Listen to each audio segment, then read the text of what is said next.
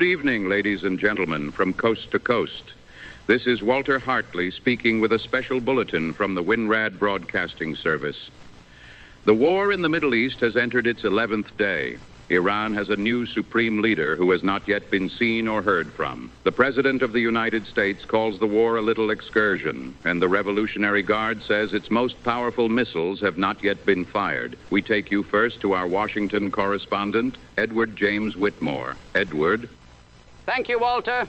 Good evening, America. President Trump addressed congressional Republicans today and described the war with Iran as a little excursion that was necessary to eliminate some evil. He told lawmakers the conflict would be finished pretty quickly, citing what he called the brilliant work of the American military. He claimed that 80% of Iran's missile launches have been destroyed, reducing Iran's capacity to what he called a trickle. He also asserted, without presenting evidence, that Iran had been preparing to attack the United States within a week before the strikes began. In a separate statement, Trump threatened to hit Iran 20 times harder if it continues to block oil tankers in the Strait of Hormuz. Hours later, he told reporters the war could end very soon.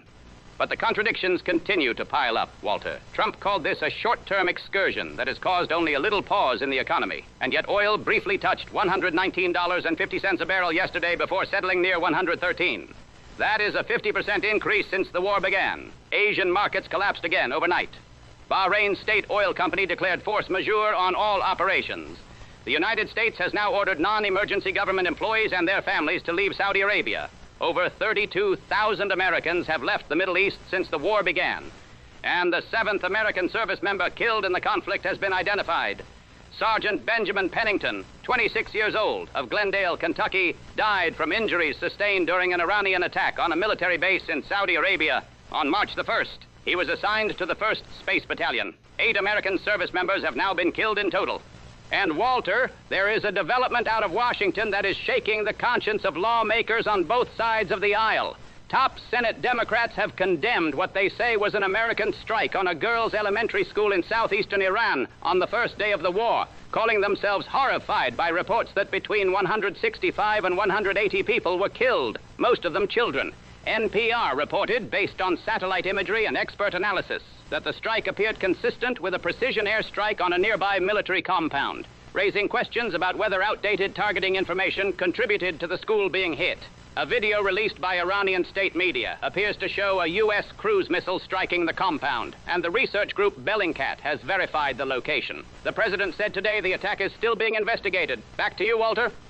Thank you, Edward. We go now to our foreign affairs correspondent, Theodore Charles Bennett. Theodore? Thank you, Walter. Iran has a new supreme leader tonight, and his name is Mojtaba Khamenei. The 56-year-old son of the slain Ayatollah was confirmed by the Assembly of Experts and has received pledges of allegiance from the Revolutionary Guard, President Pezeshkian, Ali Larijani, and Parliamentary Speaker Mohammad Bagher Ghalibaf. He has not been seen or heard from publicly since the war began. He has made no statement in his new role. He inherits a nation at war, a military under bombardment, and a population that took to the streets to celebrate his father's death before security forces opened fire on them. Iran's internet connectivity has dropped to 4% of normal levels.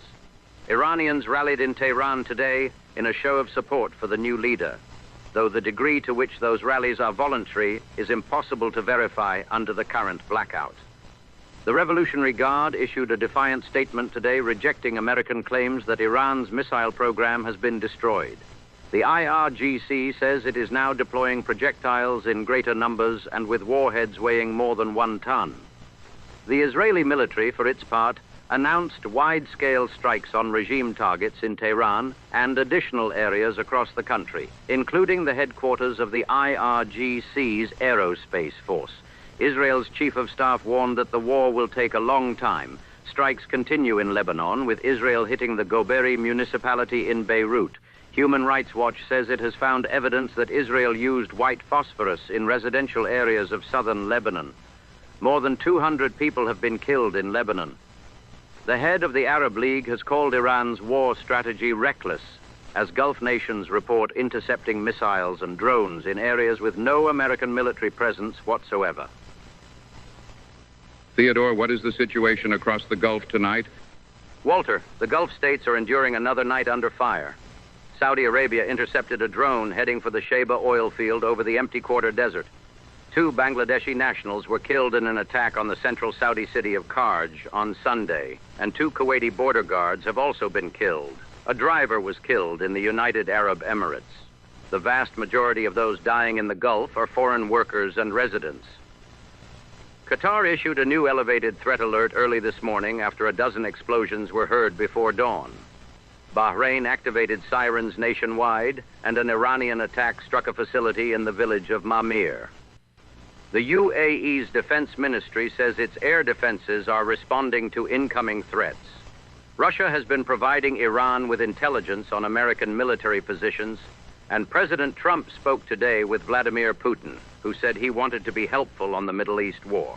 The U.S. military has warned Iranian civilians to stay indoors, asserting that Iran is launching attacks from densely populated areas.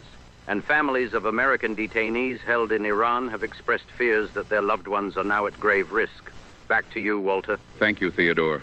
Thank you, Edward. Ladies and gentlemen, 11 days. A new supreme leader who has not spoken. A president who calls this a little excursion while oil sits above $100 and markets crash from Tokyo to Frankfurt. 8 American soldiers dead. A school full of children in ruins, and the question of who is responsible still unanswered. The Revolutionary Guard says its biggest missiles have not yet been fired. The Israeli Chief of Staff says this war will take a long time. And the President of the United States says it could end very soon. Someone is wrong. We shall continue to bring you developments as they occur. This has been a special bulletin from the WINRAD Broadcasting Service. I am Walter Hartley. Stay close to your radio. And now, from the home front. Hello, ladies. This is Dorothy Wilson. I'm going to keep it short tonight because I think you have heard enough words for one day. Here is what I want you to do. If you have not already, go check what you have in the pantry. Canned goods, dried beans, rice, flour, sugar, salt. Take stock. Write it down. If you can afford to buy a little extra this week, do it now before the prices climb any higher. A 5-pound bag of flour, a bag of dried beans, a few cans of tomatoes, a bottle of cooking oil. These are the things that will carry you through if the weeks ahead get harder than the ones behind. I am not trying to scare you. I am trying to look after you. That is what neighbors do. You take care of yours. Good night, and God bless.